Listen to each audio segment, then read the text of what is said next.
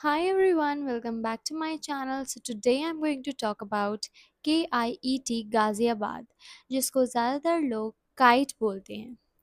So सबसे पहले अगर मैं बात करूं काइट के बारे में तो लास्ट ईयर तक काइट एक AKTU अफिलिएटेड कॉलेज था. बट इस ईयर से यानी 2026 से काइट एक ऑटोनॉमस बॉडी बन चुका है, यानी एक यूनिवर्सिटी बन चुका है. जो आपको काइट की डिग्री मिलती थी 2025 तक, वो आपको AKTU की डिग्री मिलती थी, that is a government degree.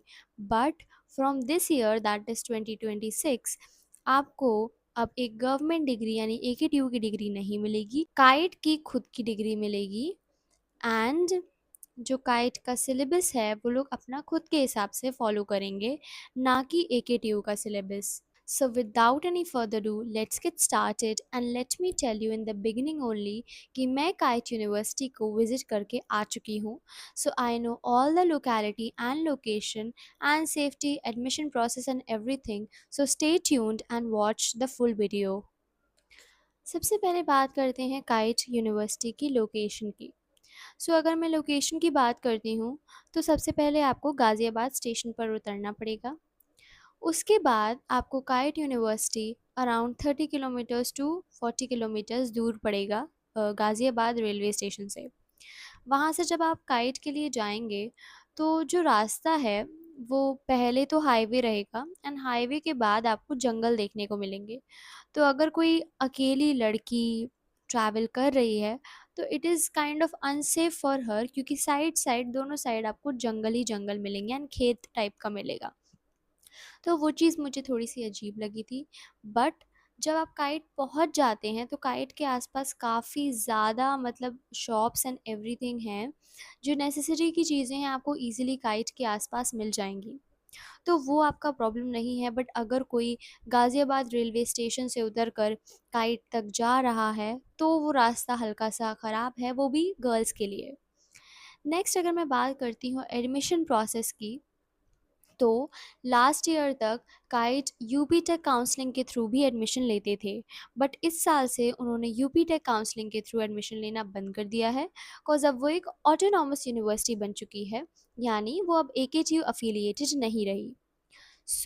उनके एडमिशन प्रोसेस जो हैं, या तो वो काइट वाले अपना खुद का एक एग्ज़ाम कंडक्ट कराते हैं जो कि ख़त्म हो चुका है अब तो.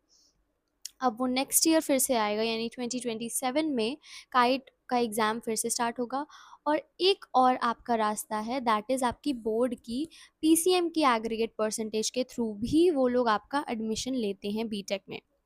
तो अगर मैं PCM की एग्रीगेट की बात करूँ, तो अगर आपका PCM में एग्रीगेट 80% है, 80% और अबव है, तो आपको CSC ब्रांच ईज़िली मिल जाएगी. एंड अगर आपका परसेंटेज PCM में 80% से कम है तो आपको ECE मिलेगी. एंड अगर 70 से भी कम है या 75 से भी कम है तो आपको कोर ब्रांचेस जैसे कि मैकेनिकल, सिविल, इलेक्ट्रिकल, केमिकल, इस टाइप की ब्रांचेस मिलेंगी. अब अगर मैं बात करती हूँ हॉस्टल फैसिलिटीज़ की, तो हॉस्टल दोनों AC नॉन AC दोनों हैं and both for girls and boys, यानी गर्ल्स और बॉयज़ दोनों के हॉस्टल्स वहाँ पर अवेलेबल हैं.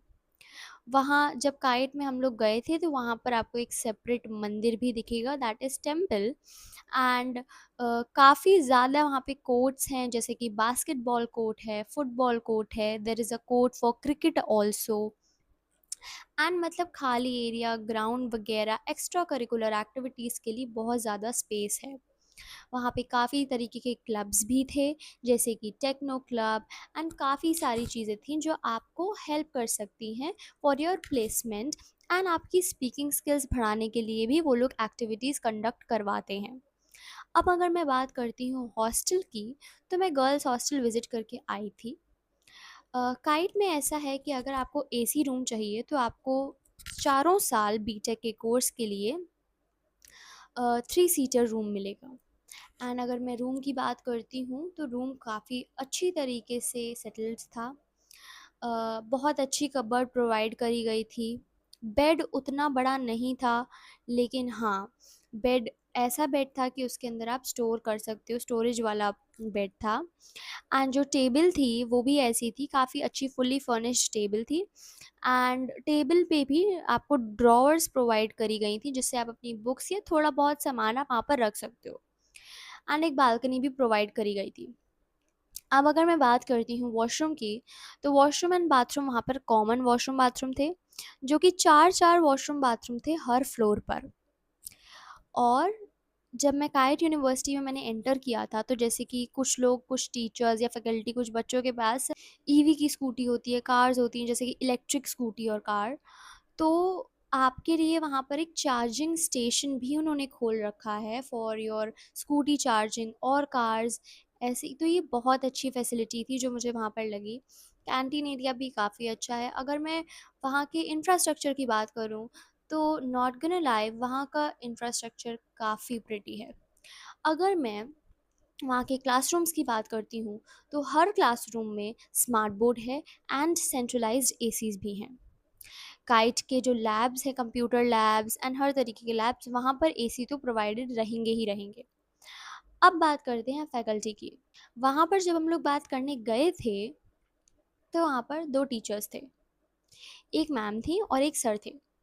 तो जो मैम थी, उनसे जब हम लोगों ने फैकल्टी के बारे में थोड़ी-सी डिटेल के बारे में पूछा, तो वो थोड़ा-सा भड़क गई थी, which was a bit unusual. May be वो खुद फैकल्टी थी, वो ईसीई की फैकल्टी थी, इसलिए शायद वो भड़क गई हों। But we just wanted to know कि जो फैकल्टी हैं वो एनआईटी से पढ़ी हुई हैं, आईआईटी के हैं, या वो एक्सपीरियंस्ड टीचर्स हैं जो जॉब करके आए हैं आईटी सेक्टर में, ये बस हम जानना चाहते थे। तो उन्होंने बोला कि मैम, आप इतना, अगर आपको इतना सब देखना है तो आप साइट पर देख लेते। तो हम लोगों ने बताया कि हम लोग इतनी दूर से आए हैं, तो हम लोग साइट पर तो देख ही चुके होंगे, तो हम बस आपसे जानना चाहते हैं कि आप भी तो कुछ बताइए। तो वो भड़क गई एंड कुछ टाइम बाद वो वहाँ से उठ के चली भी गई थी, which was a bit root of her. तो ये चीज़ देख के मुझे थोड़ा अजीब लगा था। बट अगर मैं बात करती हूँ, वहाँ पे जो सर बैठे हुए थे, वो भी ईसीई की ही फैकल्टी थे, बट वो काफ़ी अच्छे से बात कर रहे थे। उन्होंने काफ़ी अच्छे से ईसीई और सीएसई के बीच में डिफरेंस भी बताया था। तो वो पर्सन टू पर्सन डिपेंड करता है कि फैकल्टी कैसी है। मैं एक पर्सन की वजह से पूरी फैकल्टी को ब्लेम नहीं कर सकती हूँ, बट या वो जो फीमेल टीचर थी उनका बिहेवियर हल्का सा रूड था and I did not like it personally. अब अगर मैं बात करती हूँ मेन पॉइंट की, दैट इज़ प्लेसमेंट परसेंटेज। तो लास्ट ईयर तक काइट का प्लेसमेंट परसेंटेज काफ़ी अच्छा गया है एंड सिंस आप लोगों ने अगर मेरा अजय कुमार गर्ग का वीडियो नहीं देखा है तो आप देख लीजिए। तो जब मैंने अजय कुमार गर्ग भी विज़िट किया था, तो वहाँ के जितने भी स्टूडेंट्स हैं, उन सब ने हमें अजय कुमार गर्ग में मना किया कि आप अजय कुमार गर्ग में ना आइए, एंड काइट यूनिवर्सिटी रिकमेंड करी थी कि काइट यूनिवर्सिटी में आप जाएँगे तो वो ज़्यादा बेटर है, क्योंकि वहाँ की प्लेसमेंट परसेंटेज अजय कुमार गर्ग से काफ़ी बेटर है।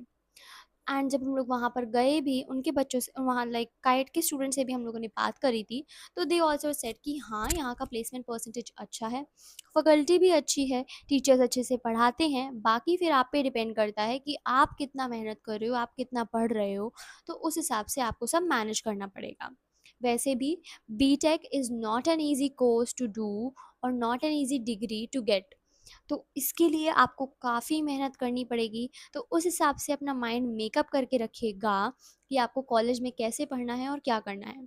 तो अगर आप अभी से टाइम टेबल सेट कर लें, that would be better for you all. अगर मैं काइट के फ़ी स्ट्रक्चर की बात करती हूँ, तो काइट का जो आपका ट्यूशन फ़ी है वो अराउंड 7.5 टू 7 लाख आपको पड़ेगा एंड हॉस्टल फ़ी भी अराउंड इसी के पड़ेगी। तो आपको जो आपका टोटल सम होता है, hostel, mess and tuition fee, वो आपको पड़ेगा 14 टू 15 लैक्स या 13 टू 14 लैक्स। तो उस हिसाब से आप लोग अपना माइंड मेकअप कर सकते हैं। अगर मैं फ़ीस की बात करूँ तो थोड़ा बहुत एक्सपेंसिव है। अ, और जो मैं आपको प्राइस बता रही हूँ, फ़ी स्ट्रक्चर बता रही हूँ, ये मैं आपको एसी हॉस्टल के फ़ीस इंक्लूड करके बता रही हूँ। अगर आपको नॉन एसी हॉस्टल लेना है तो वो और सस्ता पड़ेगा। एंड मैंने नॉन एसी हॉस्टल का वहाँ पर फ़ी स्ट्रक्चर पूछा नहीं था, तो जितनी मुझे इन्फॉर्मेशन मिली है मैं उतनी-उतनी आपको बताती जा रही हूँ। अगर आपको कोई भी कन्फ्यूज़न हो तो आप कमेंट करके बता सकते हैं। मैंने सारे मेन और इम्पॉर्टेंट पॉइंट्स इस वीडियो में कवर कर लिए हैं। अगर आपको कोई डाउट है या कुछ भी है तो आप कमेंट सेक्शन में मुझे ज़रूर बता सकते हैं, मैं ज़रूर उनका रिप्लाई करूँगी। And yeah, till then take care, bye bye everyone. अब हम लोग मिलते हैं नेक्स्ट वीडियो में। Bye bye.